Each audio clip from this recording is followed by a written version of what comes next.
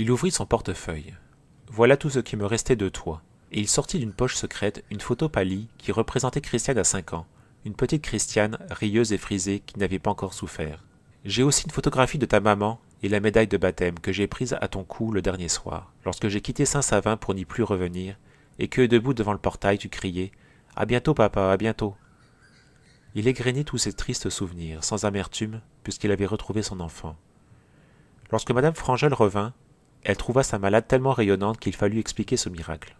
C'est vrai, monsieur, j'aurais dû vous reconnaître. Lorsque vous souriez, on vous retrouve tel que vous deviez être lorsque Jean-Paul Laurent fit votre portrait. J'ai tant vieilli pourtant. Vous allez rajeunir maintenant. Alors, quand vous avez sauvé Christiane, vous saviez qu'elle était votre fille? Oui, madame.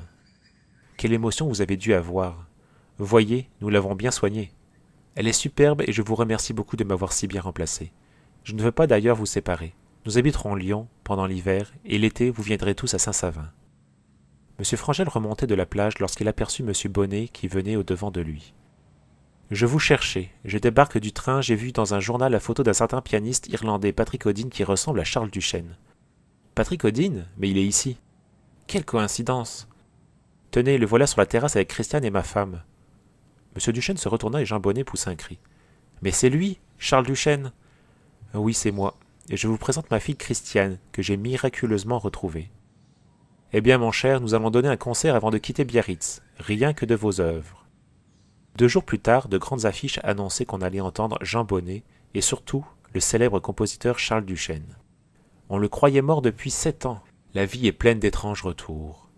Après le concert, les Frangel et les Duchesne regagnèrent Saint-Savin. Charles Duchesne avait remporté le plus beau succès de sa carrière et tous les journaux parlaient de cette résurrection musicale. Mais il se contentait d'être le plus heureux des pères. Il revit avec émotion la vallée d'Argelès et les monts paisibles que couronnaient les nuages. Et il vit enfin se profiler sur un ciel de vitrail l'amusant clocher de Saint-Savin. C'était tout le passé qui revenait, mais un passé sans angoisse, puisque Christiane était riche et que son père avait retrouvé son talent. Et voilà, papa, notre maison, la maison sans porte. Si vous nous aviez vus sous la pluie battante escaladant le mur, vous auriez ri. Je la bénis, cette pluie, car sans elle je n'aurais pas découvert votre portrait, et je ne vous aurais pas reconnu si vite à Biarritz. M. Duchesne traversa le jardin qui n'avait pas changé. Il pénétra dans la maison toujours pareille, dans sa chambre où l'attendaient ses fleurs et ses livres d'autrefois. On croirait presque que cette demeure n'avait été fermée que pour mieux m'attendre. Le soleil se couchait, des lueurs roses fusaient dans le jardin, les oiseaux se taisaient. Christiane et son père marchaient lentement dans une allée où venaient mourir tous les parfums du soir. Comme au temps de Roland, on entendit un cor qui sonnait très loin de là, dans la montagne.